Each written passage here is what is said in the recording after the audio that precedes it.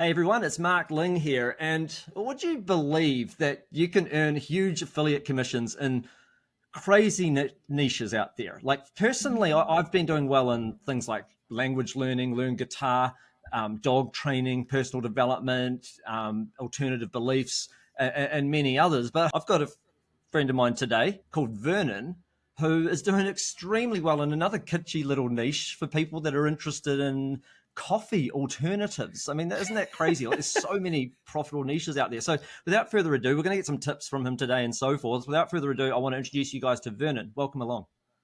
Thanks you for having me, Mark. Welcome, everybody. Nice to meet everyone virtually. It's great to have you here. Now, first of all, before I ask you sort of like how you got into this stuff, I want to know, was coffee alternatives like your first niche, or did you actually test out a few niches and then this one just happened to take off first? So you went ahead and went doubled down, tripled down? Let me start off with the truth. It was honestly, it was almost like throwing darts at the board.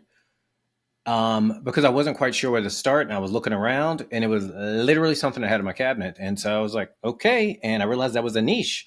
And I wish I had a better... So you have coffee alternatives yourself. So then you thought, maybe there's a niche there. Maybe there's an affiliate program for something like that I'm already interested in. Yeah, start with what you know, right? I mean, it just made sense to me. That's brilliant. I think that's fantastic. A lot of people don't always think down those lines. They often look for what's the highest selling product and stuff like that. But the truth is there are thousands of them. I mean, I've done well in daycare management software for people that run home daycare centers for 8 to 16 kids. There's the kitschiest of little niches are out there, and then there's the bigger niches. You either become a rather big fish in a small pond, or you become a little fish in a big pond. Either way, there's a lot to be made. And you do it all through free traffic, or mostly free traffic, or is it a bit of both? All free. I have not paid for 1 ounce of no paid media. Okay. So when we say free traffic, we know that your time is worth money. So just so people know, we don't mean free as in 2 seconds and you've got all this free traffic. It's not quite like that. You put a bit of hard work in, but then that traffic is very hard to turn off. So you could go on holiday and come back and still find that you've got the same number of visitors coming in every day to your website. That's what we mean by free traffic. You kind of set up a good system going and then it's just coming naturally. Free traffic could come from the search engines for some people. For some people, exactly. It's from YouTube videos. I get thousands of visitors a day off YouTube videos, from Google. But then there's some people who are so good at social media that they're just getting it all from Instagram or from Facebook and people following their Facebook page or their Facebook group or so on and so forth. So free traffic can take a lot of means where you don't have to fork out money to pay for that traffic, but you do have to get some quality content out there and so forth in some way, shape or form. So how did you get underway with this stuff? Like what made you even decide, hey, I'm going to start and what kind of sales are you making? You're making a lot of sales per day. What sort of like, just so people know, like, hey, is this something that you're in the middle of growing? You just started, you're actually like already ramped it up, and like, where are you at with it? So, I can answer this. I was looking at my stats actually a little bit earlier. So I'm about 10 sales, I think conservatively, I'd say about 10 sales on average a day. But great. I want to say I'm right in the middle of it. It's because as I've been doing this, I just noticed I made a tweak here and then things went up. And so I kind of want to say I'm in the middle because I'm always looking to make things better. But right now I'm about 10 sales a day on average. Oh, that's great. And what sort of commissions do you get paid for each sale, like for that kind of niche? I know every niche is different. Some niches there's a product they'll pay $50, some will be 20. I'm not really sure in this niche. For this particular one, they have a couple of upsells, but we're talking about on average, looking at the average is about $75. So $75 a sale. That's awesome. Because some people might have been thinking, hey, are you just promoting these on Amazon and getting 4 or 5% commission and getting $5 a sale? And you're saying 10 sales a day at $75 a commission. So that's amazing. That's like a lot of people would be happy with that in a week, at least when they're starting out. That's, really, really inspiring. And do you like have tips for people if they were searching for a niche for themselves, like what kind of niche to look for and how to go about finding those niches? I think one of the tips is one thing we talked about earlier. Look around. If there's anything I can say, look around at what you already have in your house, what you're already using, what you're already a customer for. That's definitely a big tip, because, kind of going to the second tip as I think about it, there are products, and I found this by even looking around my house and what I was looking at. They're looking for people to promote their products, but no one knows about them, right? And so if you can get in on the floor right when they're getting started or before anybody knows a lot about them, they can be more willing to make things happen for you. And that's what I can say what's happened in my case. That's awesome. And I forgot to go back to listen to your answer to this other question. What got you started in this in the first place, and what were you doing before this?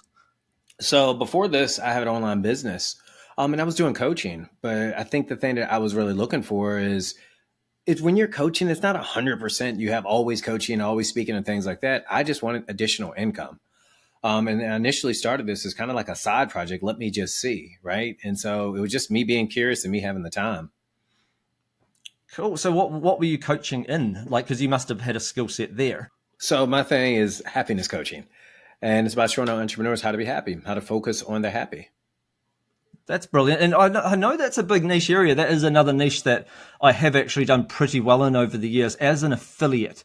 What I've found is I've got one of my niche areas is in the alternative beliefs areas like affirmations and self-hypnosis and stuff like that. And once every 6 months or so, we promote a product that's all on how to be happy, but also self-hypnosis tracks on how to be happy. And they sell like crazy. People want to be happier. That is one big area that everyone wants to be happier. And if you have a good product that actually genuinely gets results with people, then and they get more out of themselves and they live their purpose, and they'll pay money for that. So I see why that was a good niche to be in. But like you said, like if it's you doing all the coaching, that was obviously more time intensive, and that you're not earning if you're not coaching, I guess, because you said it was coaching. It wasn't like you're selling a course, then like a membership site. It was you're a one-on-one coach, were you? Right. And honestly, is what you were saying. If I'm not working, if I'm not coaching, income's not coming in. Right. And so it just makes sense why I even kind of looked into this area. Right. So I tell you, now that you know how to sell the coffee stuff, you could literally record yourself, make a course, and sell the happiness stuff without people having to be there. Like, it'd be a lower price because they're not having you one-on-one. But just saying, that just popped into my head, and then guys like me could promote you as an affiliate and earn a commission, and you've got your course. You just made me really happy. Thank you, Mark. Taking a note on that. I know they sell. I know it will sell. If it's a good course and you've got results with people, and it's Anyway, sorry, we went off on a little tangent there, but that's how it happens in affiliate marketing. You do end up going off on little tangents. Some people say to me, "Are you too scatterbrained?" And I'll say, "Yes, I am. I know that you can go better if you focus on one niche and you double down, you triple down, and you focus everything you can on that one niche." Absolutely. Yep. But I also embrace that I am a little scatterbrained, and I can still make affiliate marketing work so well. Bingo. I'm in the same boat. Yeah, because a lot of people with retail stores have a lot of products in their store. As an affiliate, you don't have to make each product, so you can promote any of them. I can promote a horse racing product if I want to. I could promote a product on anything in any niche. And the worst that happens for me is I set up a website and I get a trickle of visitors and I make the odd sale here and there if I didn't double down and really push that far enough. But those sales still creep in throughout the year and then the next year, and things still sort of sell. And then the best that happens is you end up with this other source of income that's bringing in another 1,000 a week or a few hundred a week. And all these little tiny sources add up. And then you have the odd one like yours where it does, like yours doing like 750 a day. Like you get the odd one like that. And then you end up like having this big, like quite a big, decent income that's kind of hard to shut off. So discovering the free traffic method. I know that you obviously came across Jason and Donathan, and what in there is the key for you, like that made things work? Like you don't have to give away all the best secrets, but if you could give somebody a tip, if they were starting out as an affiliate, let's say they knew how to get a website online, like what would you say to them? I'll make up a niche for you so it's a little bit easier. Let's say that they were promoting body wraps, because that's a niche I've made a bunch of sales in, like body wraps. Like you wrap like you put certain body wraps on, you put sort of minerals in it and stuff, and you wear it for a certain amount of time per day, and it helps you with weight loss and stuff. Like, let's say they were selling body wraps. Like, what would you do? What would you say to them as any tips you'd have? First thing, you have to be a customer. If there's one tip that I would recommend strongly, it's I would want to buy the product because I would want to see and feel what it's like. And even for me, it's about understanding because it changes the way that you understand the way that consumers purchase once you become the customer yourself. You're like, oh, I'm okay. And the next thing I would do is think about that process when you're buying anything. What do you do? You know, are you a researcher? Are you the type of person who goes to the website and does check their dimensions? Are you the type of person who asks people and understand how people can start pursuing, the product that you're purchasing, and, really apply that to every step that you're doing along the way as well, because it does help with the way you talk about the product. Because that's a really good point. And if for some reason you are not the target market for any product, you just got to go ahead and get on all of those sites where buyers are congregating and read and really get to know them. You have to take a huge interest in that market. So, for instance, you could go on Amazon and look at all the customer reviews of all the body wraps products. You might not be promoting an Amazon body wraps product. It might be on another site that pays you $50 commission. But if you read all of the positive and negative reviews of body wraps products, say on Amazon, you'll start to get a feel for, that's what they were looking for. That's why they got it. You get to know the market. But it can help even more if you already are the market. I like your tip there because then it's so much easier to get into that mindset, isn't it? If you already are a consumer of that product. Yeah. Think about, let's just say you have a beverage that maybe you're promoting.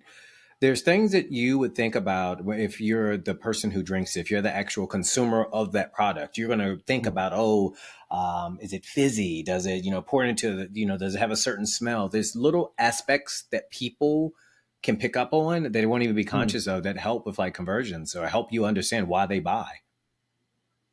Yeah, no, absolutely. It's like, let's say you enter the dog training niche and you heard it's a really big niche, but you don't have a dog. So you may not think about something like, I don't know, you'll know people want to know how to stop dogs from barking, but you may not word it in the right way where it's like, right. Imagine never having to rush outside and at night when you've let your dog out for a pee and they've suddenly started barking at the neighbor's cat. Imagine that never being an embarrassing scenario for you again.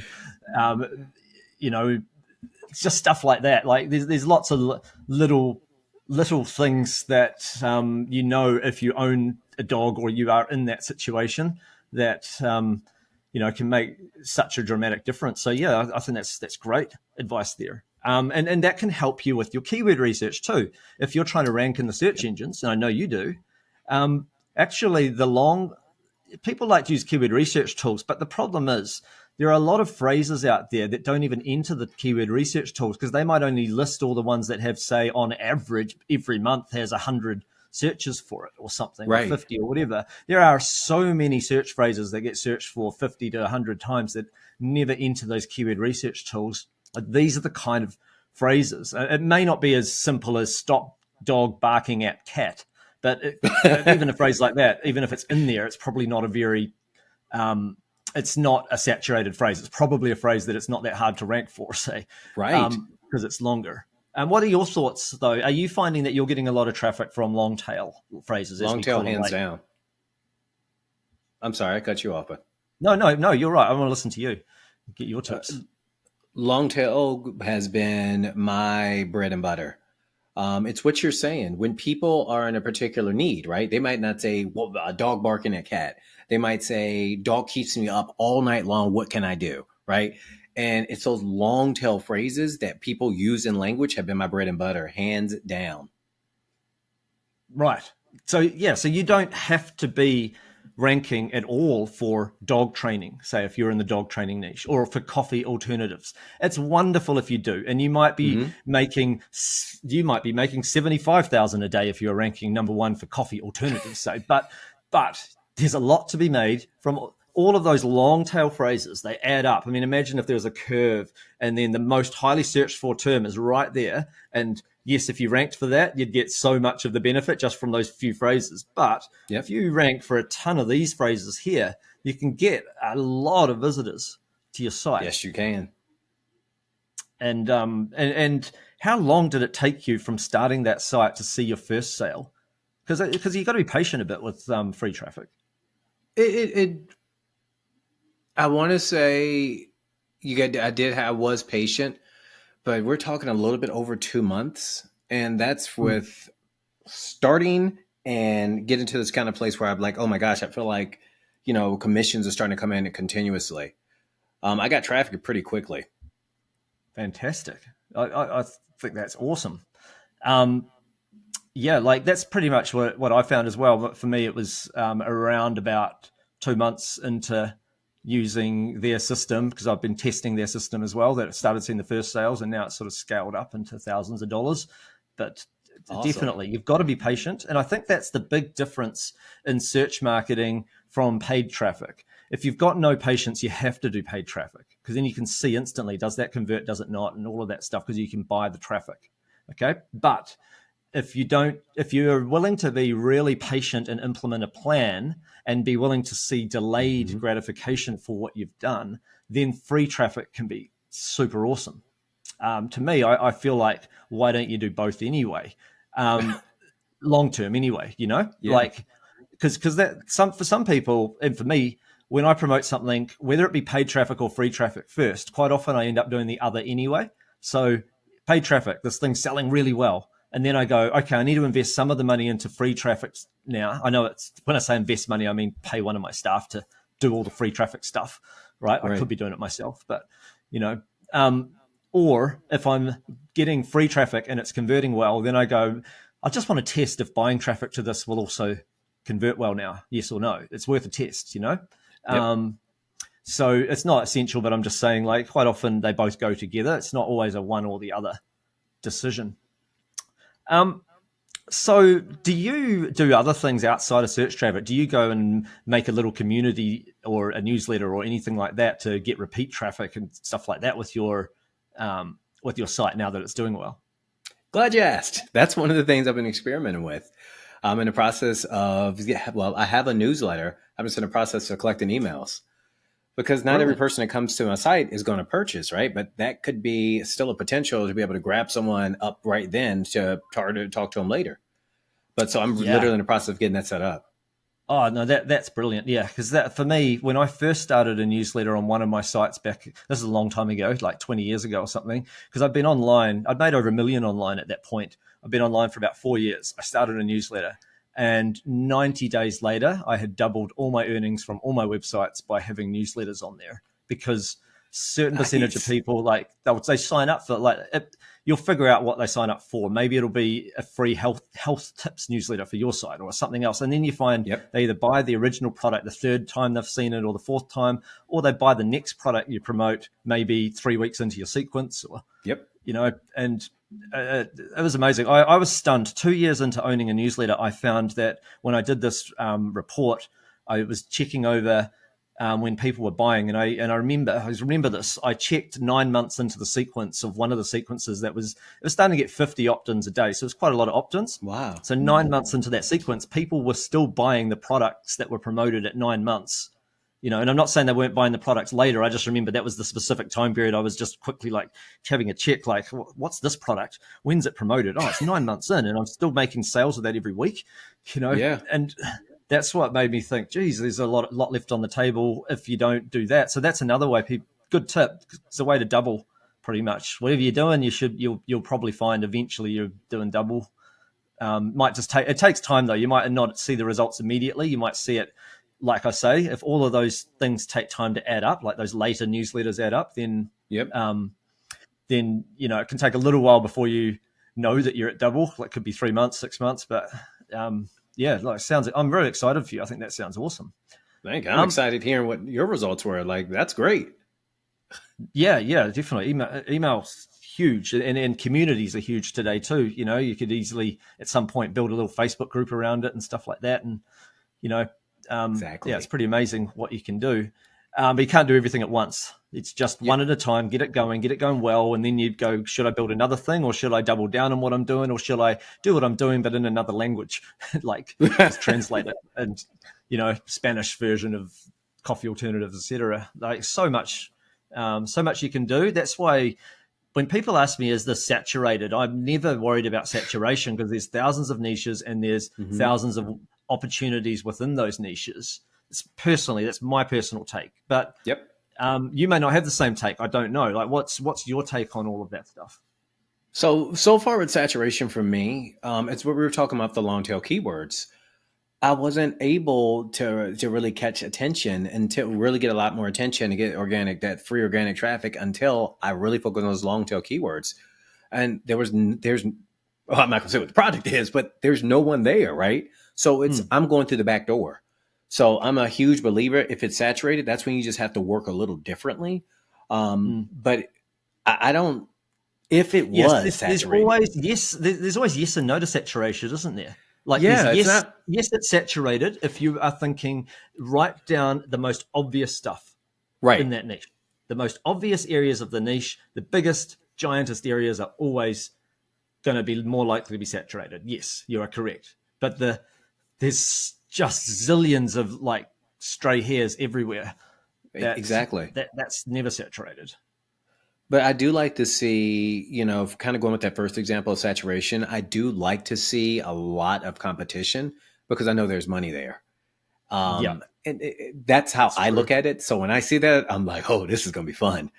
Yeah, but true. Even with my product, it was coffee alternative. That was a lot of competition there.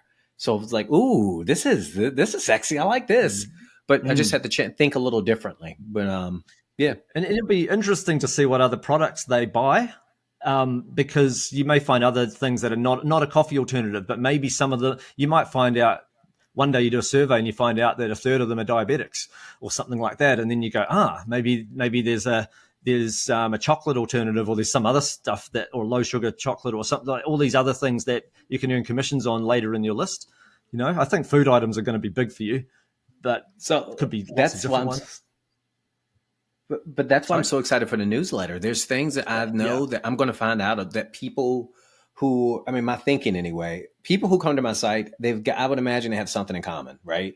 And so what if they are diabetic? What if they are 27-year-old and looking for certain products that, I can, talk to them about through a newsletter. So that's what I'm excited about, to see the opportunities. Well, what if they're struggling with sleep? That's why they want a coffee alternative. Exactly. But they will buy a self-hypnosis track that helps them sleep the night. Like, because I know our self-hypnosis tracks on sleep, they sell well. So I know, potentially that's a market. I'm not saying you promote us. I'm just saying in general, like, there's so many little subplots that could happen if you go that bit further with a newsletter. So that's pretty cool. That's a great thing that's coming up for you. So yeah, looking forward to hearing how that goes. Appreciate that tip. So we've gone off on quite a tangent here. Wasn't necessarily the intention, but that's what happens once you get going with the stuff. I find it fun, and it sounds like you're having a ball doing it as well, Vernon. The affiliate marketing stuff, the free traffic. So what would you say to anybody that was interested in jumping on a workshop? Because I'm going to run a workshop with Donathan and Jason, the people that you learnt the method from to do all this stuff. Yeah. I'm going to be running a free one. The link should be in the description below or below this video somewhere. What would you say to anyone that at this point they're reasonably interested in joining that? You're going to see really quickly that you need to be there. Like, you're going to be very happy. If there's anything that I can say to anybody who might be on the fence, it's not saturated. You're overthinking it. If there's anything that I have learned from doing this, is I was overthinking it by so much. Keep it simple. And once you get on there, once you see these guys, you'll understand that, wow, this is where I should be. This is where I need to be. And honestly, like, this is that breath of fresh air I've been looking for. And they've got their own sort of secret stash of tools. I know a lot of people have AI and stuff, but theirs is calibrated to how they think and what their method is. So theirs is trained, they call it their AI brain or something like that. It's basically trying to unload how they think into the AI so that it writes like them, it researches like them, stuff like that. So there's a lot of automation in it. But obviously there's the human element as well, which you've been talking a lot about today, Vernon. And I think that's why you succeeded so quickly, because you kind of merged a bit of both together, didn't you? You did all your research yourself. Did you write all your articles yourself, or did you use their system as well and do part AI, part you? Part AI, part me. So kind of did the hybrid. That's good. Perfect. That's good to know. I'm just interested in that. So at the very least, I just highly recommend that you check it out. If you are somebody that is at all interested in this, check it out. You may decide at the end of the workshop, you'll have 3 decisions. 1, this is not for me, but I know what I'm saying no to. 2, this is for me, but I'm going to go off and do it myself. I get the gist of it now. They've taught me so much stuff. I think I can do this myself. Or 3, I get it. I want their tools. I want their coaching. I want to go with them. I want to join their program. And some of you will want to join that as well. So there's 3, there's 3 ways of going about it. Either way, there's a lot of huge value for you guys being delivered on this particular workshop with this particular method. So I hope to see a lot of you guys there. I wanted to say a big thank you to you, Vernon, for being on this call. You've been fantastic. Actually, we've done some great brainstorming together, and you're really inspiring what you've managed to achieve. And I really think that you're going to make a difference to some people out there who are going to watch this, and that's going to be the catalyst that gets them started. And I just want to say a big thank you for being here. Mark, I got to say thank you as well. There's so many opportunities out there, everybody. There's so many. Thank you, Mark, for having me here. All right, guys, take action with what you learn, and see you next time. Bye for now, everyone. Take care.